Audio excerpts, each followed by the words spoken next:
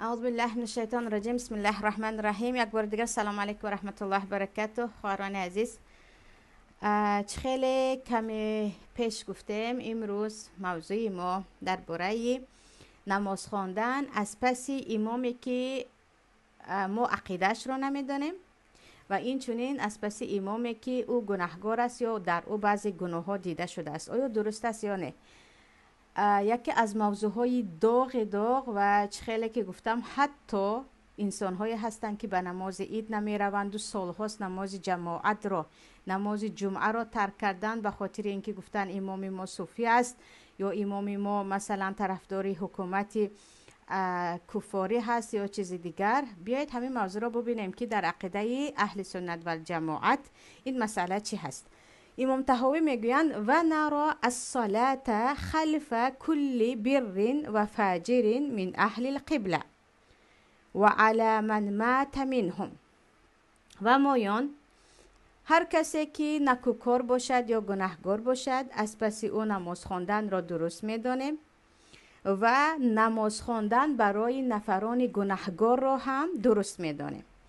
و کمی بعد این را خواهران عزیز کلا شرح میدهند که اگرچه در سند حدیث ضعیف است لیکن با همین متن حدیث ها خیلی زیاد است که پیامبر صلی الله علیه وسلم میگن سلو خلف کل بر و فاجر.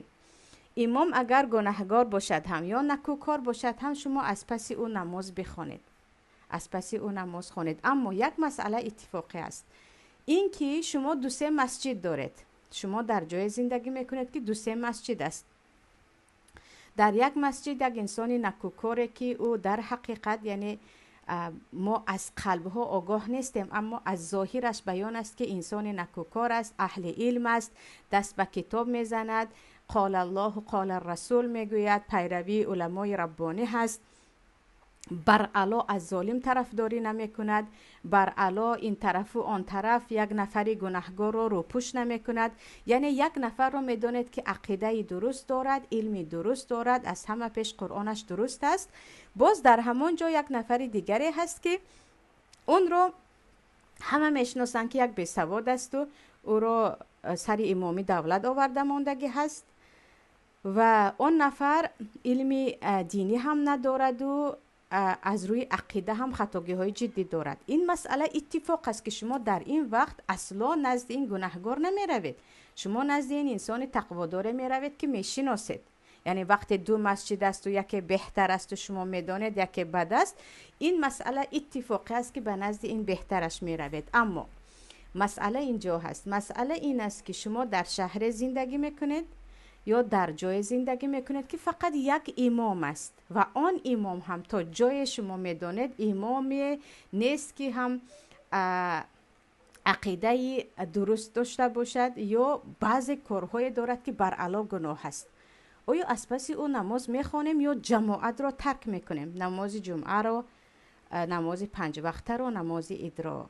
و اینجا خواهران عزیز حدیث در صحیح بخاری هست که عبدالله ابن عمر ابن خطاب، صحابی جلیل از عبدالله های علمای مشهور، خودشان از پس حجاج ابن یوسف ثقفی نماز خوانده بودند و حجاج ابن یوسف ثقفی خواهران عزیز یکی از والی های ظالم ترین هست که در عصر اموی بود، در زمان خلافت عبدالملک ابن مروان، و دست به خون صحابه و دست به خون تابعین زده بود، دست به خون تابعین زده بود. و سبحان الله صحابی مشهور عبدالله ابن زبیر ابن عوام، پسر اسماء ذات النطاقین، پسر زبیر حواری پیامبر را صلیب زده بود، کشته و صلیب زده بود حتی. سبحان الله که ببینید که کسی بر ضد خلیفه خروج نکند و با یک تحقیر با همراهی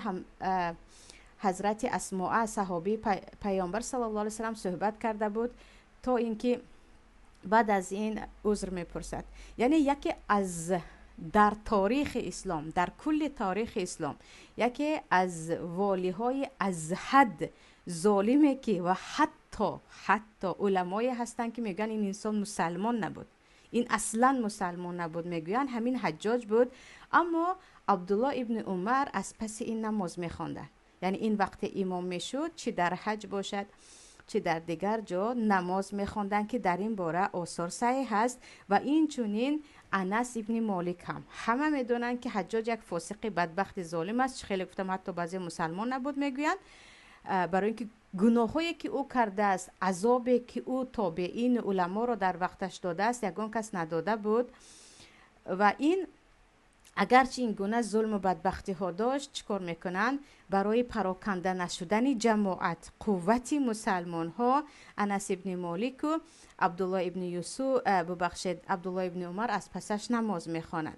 و این چونین در حدیث بخاری آمده است که پیامبر میگن زمانی میشود که امام های سر شما میآیند که اصلا شما قبولشون ندارید، اما در دوامش میگویند شما از پس آنها نماز خوانید، فإن اصابوا فلکم و لهم، اگر آنها درست نماز خواندن ثوابش به شما هم است به آنها هم، و این اخطئوا فلکم و علیهم، اما اگر آنها خطا کردن گناهش به سر آنها و شما ثواب جماعت را میگیرید. پس اینجا خواهران عزیز وقت امام دیگر کردن ما نمیتوانیم، ما امام رو مانده نمیتوانیم، امام از بالا می شود و فقط همان یک امام است که خیلی گفتم ما در عقیده شک داریم و در عملهایش مشکلی ها هست، مادامی که همه میدونند که امام در نماز به یگان شرک اکبر بر علا دست نمیزند، اگرچه به بعضی بدعت ها باشد و شما میتوانید ترکش کنید. اینجا میگویند بدان که از بدعت است که تو جماعت را به خاطر امام ترک کنی، از بدعت است، خلاف صحابه و تابعین است، خلاف گفته پیامبر است که تو بگویی نه من به عقیده امام باور ندارم، من اون امام رو گناهگار میدونم، من از پس او نماز نمیخوانم، با همین جماعت رو ترک کنی. که با ترک کردن جماعت مفسده اش یا ضررش بر امت خیلی بزرگ است از اینکه نماز بخوانی همراه یک امام فاسق یا یک امام گناهگار. و اینجا خواهران عزیز عبدالله ابن مسعود هم از صحابی مشهور پیامبر صلی الله علیه و سلم، ترجمان قرآن میگویم یا چی میگویم داننده علم قرآن، نماز میخواندن از پس ولید ابن عقبه ابن ابی معیط، اگرچه صحابه بودند ولیکن عرق می نوشید. همه این رو میداند و در بارش حدیث ها در صحیح مسلم هم هست و در کتاب های سنن هم هست، اگرچه عرق می نوشید و حتی با بار 2 رکعت بامداد رو 4 رکعت خوانده بود، عبدالله ابن مسعود نماز می خواندند. آره در کتاب های فقه انشاءالله درس فقه هم الله نصیب کرده باشه شروع میکنیم. میبینید که بعضی علما میگن با جماعت نماز خوان که جماعت پراکنده نشود، اما آمده نمازت رو از نو بخوان، وقتی گفتی اون فاسق نماز رو تماما خطا خوان، یعنی عموما شبهه سخت کرده، وگرنه اگر از نو نخوانیم انشالله با کنس میگویند. و این گونه چی است؟ مسئله اختلافی است که آیا از پس یک نفر نماز خوانده که نمیدونی او عقلش در جایش بود یا نبود، فاتحه رو درست خواند یا نخواند، آمده از نو نمازت رو باز میخونی اما جماعت رو ترک نمیکنی. اینجا خواهران عزیز یکی از مسئله هایی که اینها خودشون اهل بدعت هستند، اونهایی که اهل سنت هستیم مسلف هستیم میگویند و قریب همه رو به اهل بدعت میگذارند و بر علا فتوا میدهند که از قفای فلان امام نماز نخوانید، در فلان شهر نماز نخوانید، بعضی حتی از قفای سدیس هم نماز نخوانید. سبحان الله با همین میروند.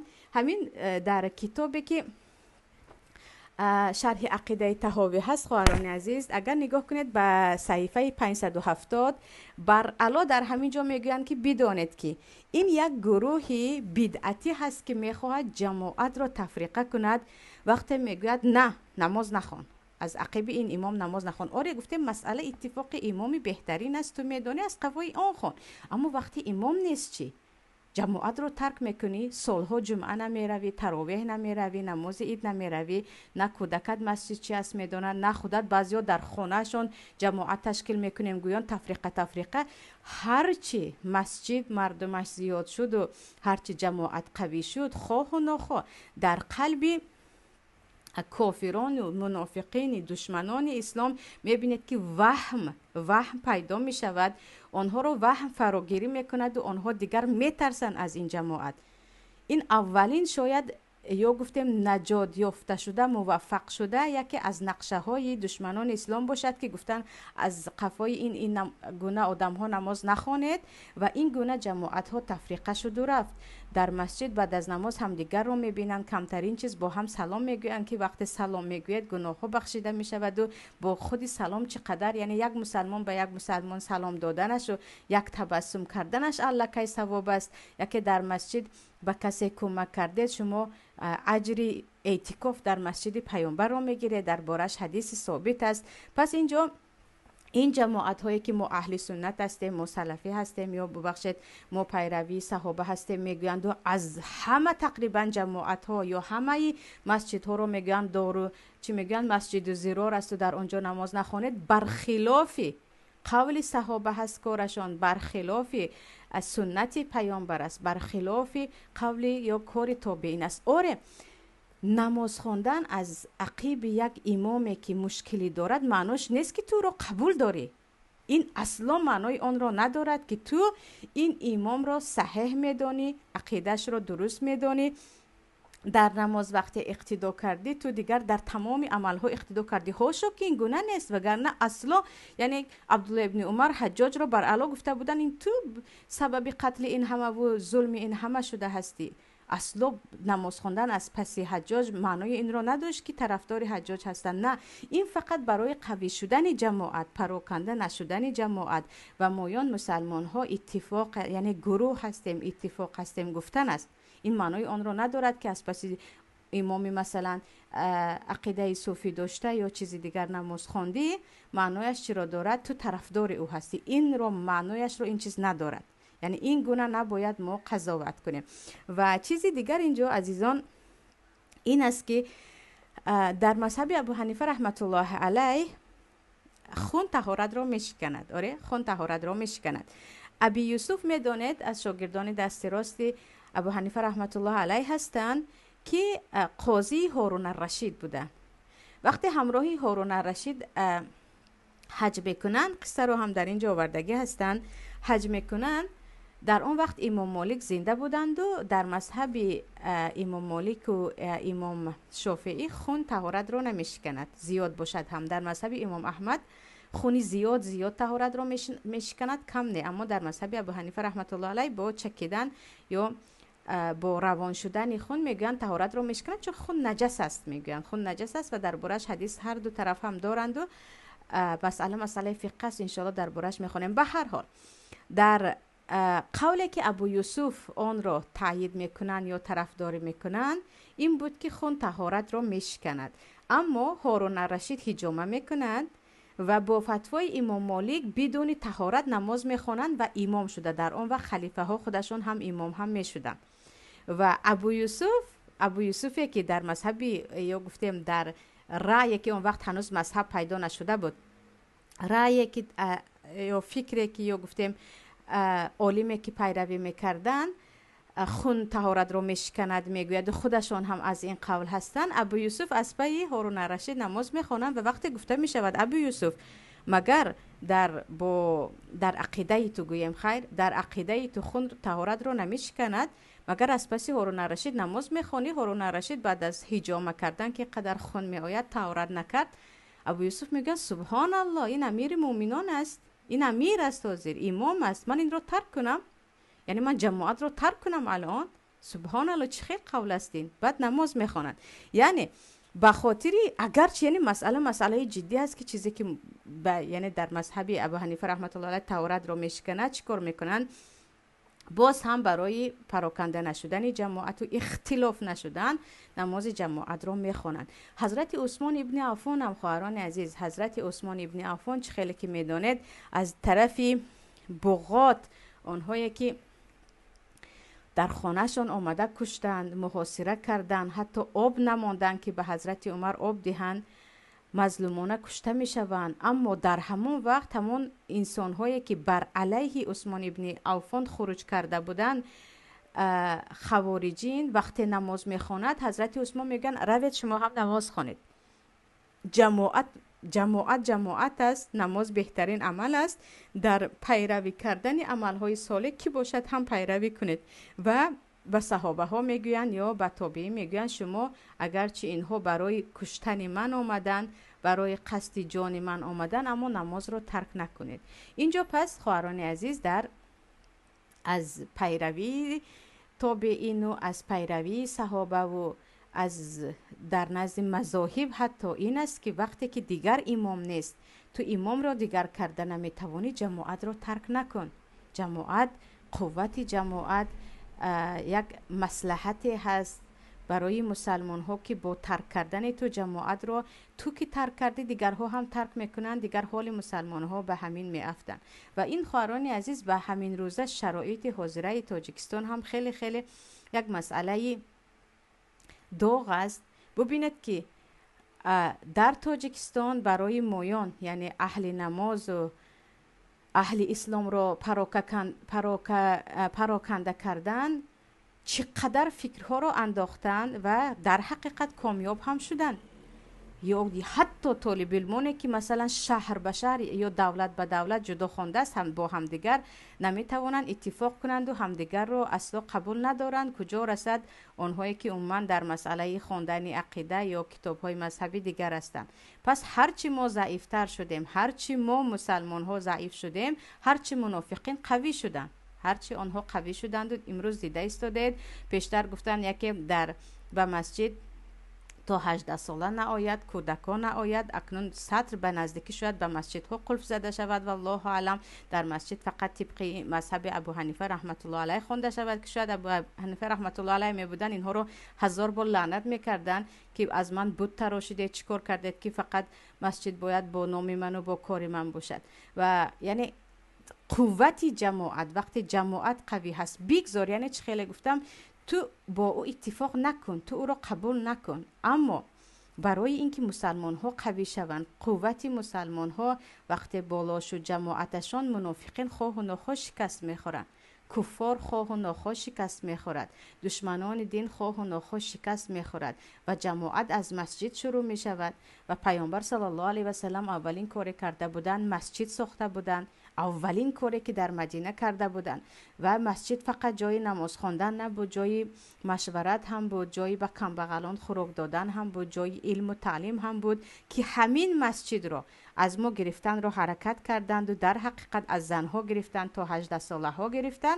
و این چونین امروز یک چند نفر کلا در تمام دنیا میخواهند که تاجیکا مسجد نروند. گویا نه، در مسجدهای روسیه نماز خواندن ممکن نیست، امامهایش همش از طرف حکومت ماندگی است. حتی در مسجدهای عربستان سعودی ممکن است، در ترکیه عموما ممکن نیست، در تاجیکستان چیکار کنیم؟ همه خانه به خانه یک تا به یک تا پشت کامera یا گفتیم در نزد اکران بنشینیم و ببینیم که امروز بیایند سر ما چیکار خواهند بکنند. پراکندگی هست. برای همین اینجا چی میگن؟ بدون اعلام رحمک الله گفته شروع میکنن که این کارت، یعنی کاری که تو میکنی، یعنی میتوانید به صحیفه ها نگاه کنید در کتابی شرح عقیده طحاوی، وقتی شما جماعت رو ترک میکنید در حالی که یعنی اختیار ندارید، امام از بالا شده است، شما اهل بدعت میشوید و این سببی ضعف مسلمان ها میشود. اما اینکه شما گفتید نه، ما وقتی جماعت یک مقدار من نماز نمیروم، میدونم که امام تغییر مییابد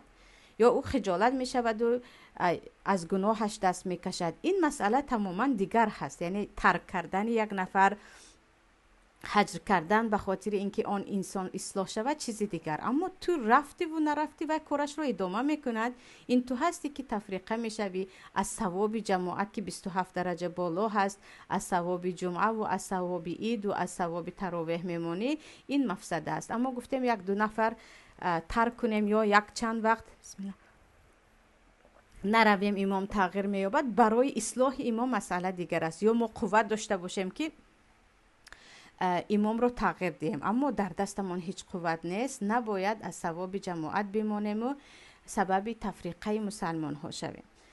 این مسئله دیگر. و مسئله دیگری که اینجا امام طحاوی به ما گفتن، میگویند و علی من مات منهم، و این چونین نماز را به هر کسی که از مسلمان ها خواه گناهگار باشد بمیرد، خواه اهل ثواب، ما نماز را چی میدانیم؟ نماز جنازه را درست میدانیم. خواهران عزیز، پیامبر صلی الله علیه و سلم اونی که خودش را کشته است نماز نخواندن نه به معنای اینکه او کافر است، به معنای اینکه برای دیگران عبرت شود که تو اگر خودکشی میکنی امام به تو نماز نمیخواند، اما دیگران را گفتند به او نماز بخواند. یا کسی که قرضدار مرد، بی‌پروایی کرد و قرضش را نداد، حق آدمی در گردنش بود، گفتن شما به او نماز خوانید، من نمیخوانم. برای زجر میگوین این را، نه برای اینکه او چی است، کافر است. اما یک چند منافقین را پیامبر صلی الله علیه و سلم به حذیفه گفته رفته بودند نامهایشان را که نفاق آنها، منافقی آنها خواهران عزیز نفاق اکبر بود، یعنی در دهان فقط مسلمانی و در قلب کفر بود. نفاقی که اکبر است از کافری هم بدتر است. وقتی تو در بین مسلمان ها میگردی و در دلت چی است، دشمنی به مسلمان ها هست و به الله و قیامت ایمان نداری. و حذیفه ابن یمان صاحب سر پیامبر به جنازه اینها نمی رفتن، حضرت عمر هم نمی رفتن. یعنی یک نفر رو شما 100% میدونید، 100% میدونید که این انسان منافق است، در نفاق اکبر است. در تاجیکستان ما یا در کشورهای مسلمان خواهران عزیز کم هستند آنهایی که بر علا من زردشتم بگویند، بر علا من اسلام رو قبول ندارم بگویند.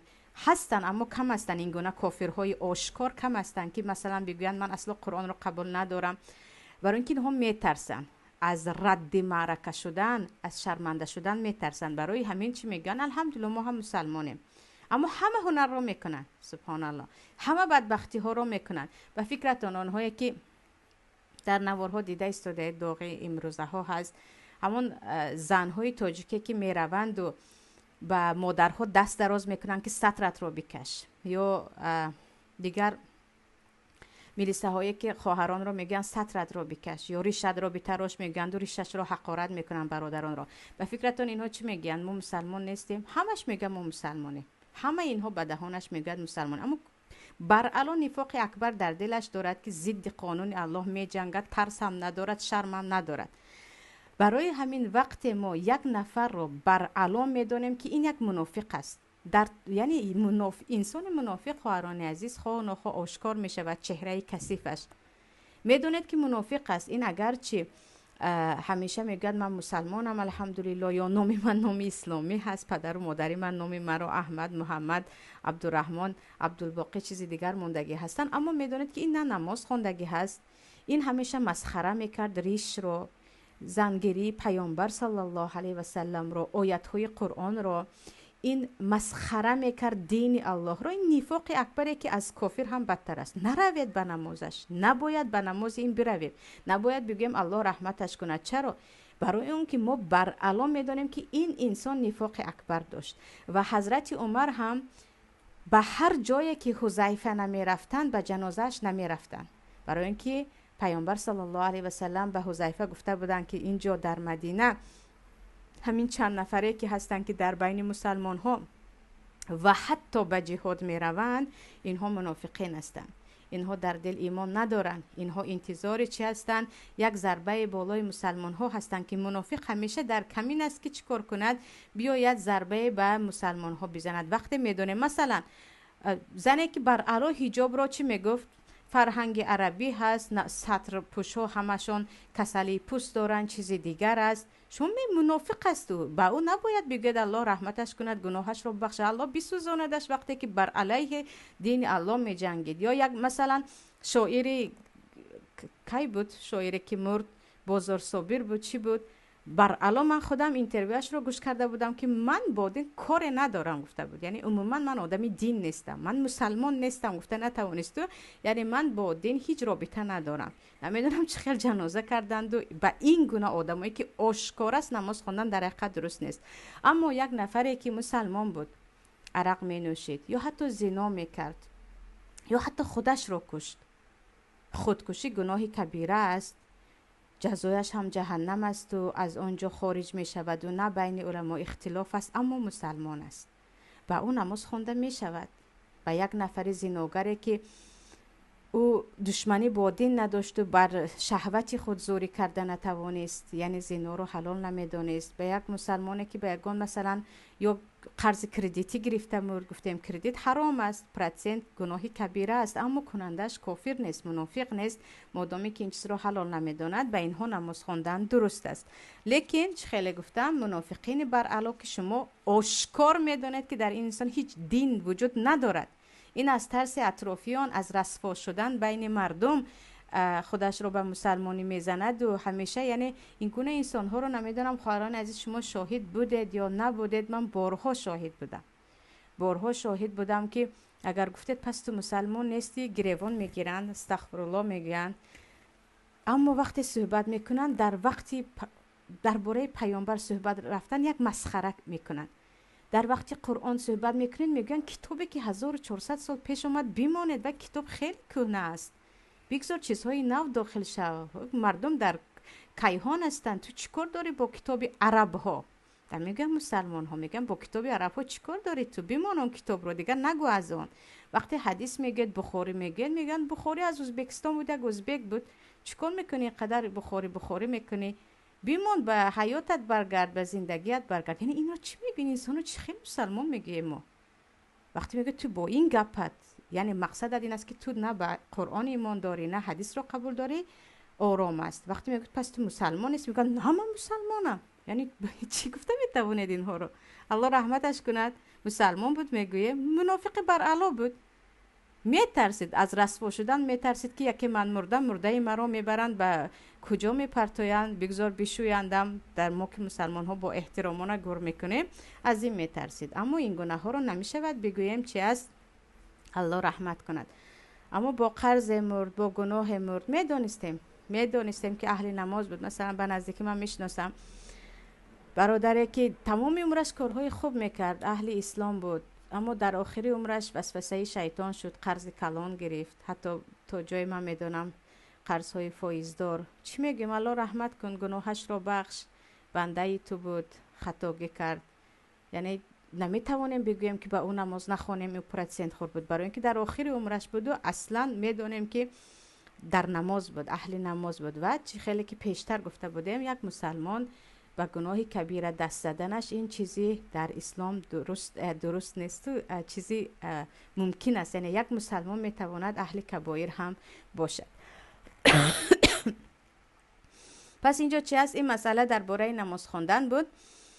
و موضوع دیگر میگن ولا ننزل احدا منهم جنتا ولا نارا، و ما یگان مسلمان را این جنتی هست گویان قطعیاً حکم نمیکنیم، یا و این از اهل دوزخ است گویان قطعیاً حکم نمیکنیم. در این باره اگرچه پیشتر صحبت کرده بودیم، لیکن قرآن از یک چیزی مهم است.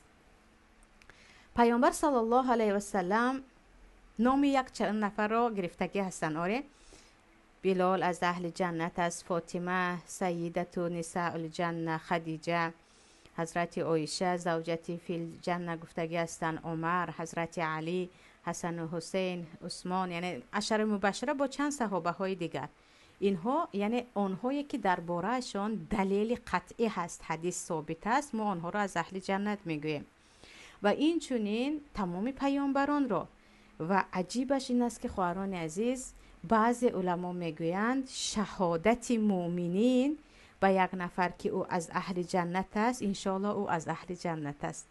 و در همینجا حدیث در صحیح بخاری هست، وقتی جنازه از نزد صحابه ها میگذرد که پیامبر هم در آنجا بودن، صحابه ها میگن این انسان خیلی انسان صالح بود، خیلی انسان خوب بود. پیامبر میگن وجبت وجبت وجبت، واجب شد بر او، واجب شد بر او، حتمی شد، یعنی حتمی شد. بعد یک نفر دیگر میگذرد، صحابه ها میگن خیلی انسانی بد بود، خیلی انسانی بد بود، بد کردار بود، یعنی با او را از اینکه انسانی بد بود صفت میکنن. پیامبر میگن برای این هم حتمی شد و حتمی شد و حتمی شد. بعد صحابه ها میپرسن که چی حتمی شد؟ پیامبر میگن وقتی شما با جنازه بگفتید، یعنی با مرده ثنای خیر کردید، تعریفش کردید که اهل بهشت، ببخشید انسان خوب بود، اهل تقوا بود، انسان صالح بود، برای او جنت حتمی شد و اهل جنت است. برای دویم نفر که همگی او رو بد گفتید، یعنی همه برابر در عمرتون یک دو سه نفر خواه شما رو بد میبینن، اما همه برابر وقتی بد میبینن اینجا مشکل در شما هست. آره مشکلی است. وقتی همه برابر او رو بد گفتید، این گروه برای او هم دوزخ ختم شد. و در حدیث دیگر، حدیث در ابن ماجه است، مسند امام احمد هم هست که پیامبر صلی الله علیه و سلم میگویند نزدیک است توشکون ان تعلموا اهل الجنه من اهل النار. سبحان الله. نزدیک است که شما بشناسید که اهل جنت است که اهل دوزخ است. صحابه ها میگن بیما یا رسول الله، از چه چیز ما اهل جنت رو میشناسیم؟ بالثناء الحسن و ثناء السیء، با تعریف خوب کردن و یک نفر رو بد کردن مردم شما اهل جنت و دوزخ رو میشناسید. یعنی پیامبر صلی الله علیه و سلم میگن یک نفر اینقدر انسان خوب است که همه تقریبا همه او رو خوب میگویند، دیگر اهل جنت بودن او نشانه اش هست. وقتی یک نفر رو همه برابر بد میگویند، کسی نیست که او رو خوب گویند مگر یک دو نفر مثل خودش، پس او چه است؟ اهل دوزخ است. برای همین اینجا بعضی علما میگویند آره آنهایی که پیامبر نام به نام گرفتن اهل جنت هستند، پیامبران همگی اهل جنت هستند. این چنین شهادت مؤمنان هم چه هست؟ این انسان دلالت کننده به اهل جنت است که خواهران عزیز فقط رضاگی الله میگیم، کوشش میکنیم، بعضا فراموش میکنیم که اونی که در داخل خانه من هست 100 بار قلبش رو شکستیم، اونی که همسایه من هست 1000 بار قلبش رو شکستیم، اونی که خیش و تبارمون هست با کبر و غرورمون با چیز دیگرمون در قلبش خیلی و خیلی غم جمع کردیم. یعنی بدانید که ثنای مردم هم اطرافیان هم در شما انسان صالح بودن شما را مشاهده کردن و ثنا گفتن که این انسان خوب است، الکی نشانه ان شاء الله از اهل جنت بودن است که در این باره پیامبر گفتن صلی الله علیه و سلم. یعنی نگذاریم که بگوین انسان نمازخوان است خیلی بد اخلاق است. شنیده ایم این گناه ها رو؟ میگن آره نماز میخواند خیلی بد اخلاق است، سطر دارد خیلی بد زبان است، میدونم که اهل نماز است، میدونم که اهل روزه هست، اما نه همسایه ها، نه اهل خانواده اش، نه خیش و تبارش، هیچ کس از دست او در راحت نیستن، همه رو اذیت میدهد. نباید از این گونه انسان ها باشیم، نباید، وگرنه هیچ فایده ندارد که انتم شهداء الله فی الارض. میگن پیامبر صلی الله علیه و سلم شما شاهدان الله در زمین هستیم. مسلمان به مسلمان شهادت میدهد. آره همه کارهای خوب شما رو میبینن، 2 تا 3 تا 4 تا هست که خواه ناخواه شیطان هم پیروان دارد، شیطان های زمینی دارند، به اونها اهمیت ندهید. اما نه اکثریت از شما اذیت میکشند و با شما نشستن نمیخواهند و در چشمشان و در شکلشان معلوم است که از شما رنج میبینند. اینجا باید خود را اصلاح کرد. باور کنید در این مسئله باید خیلی جدی باشیم که من یک بار نه چندین بار این چیز رو شنیدگی هستم که میگویند آره اهل نماز است الحمدلله، اما اذیتی که به مردم دارد، زبانی که او دارد که اساسا ما با زبان اذیت میدیم، دیگرها حتی به نماز ها ندارند. نباید از این گونه باشیم، وگرنه پیامبر چی میگویند؟ ثناء الحسن، وقتی خوبی های تو دیگر به قلب مردم جا شد و مردم وقتی تو مردی میگویند کاش نمیمرد، کاش در بین ما میماند، کاش در جماعت این گونه انسان ها به ما لازم است و الله او را زود نمیگرفت، بدانید که انشاءالله یک خیری هست. اما از مردن شما کسی پروای ندارد. یک فکر کنیم بعد از مرگ ما کسی پروا دارد یا ندارد؟ برای یگان کس اصلا بودیم نبودیم فرق ندارد، یا حتی برعکس بعضیا میگن الحمدلله که رفت و خلاص شدیم. اینجا پس این نشانه از اهل دوزخ بودن است. و مسئله دیگر، مسئله خیلی مهمی دیگر عقیده است درباره پادشاهی که ما رو به گناه امر میکند، یا اینکه پادشاهی که به گناه امر نمیکند و خودش گناهگار است اما ما رو به گناه امر نمیکند، با دینی و کار ندارد. این را چی میگویند؟ ولات الامور. درباره اینها عقیده اسلامی چی میگوید و حدیث ها چگونه هستند یک موضوع خیلی وسیع، خیلی مهم، خیلی جدی است. الله نصیب کرده باشد صحت و سلامت باشیم، درس دیگر دوام میدهیم.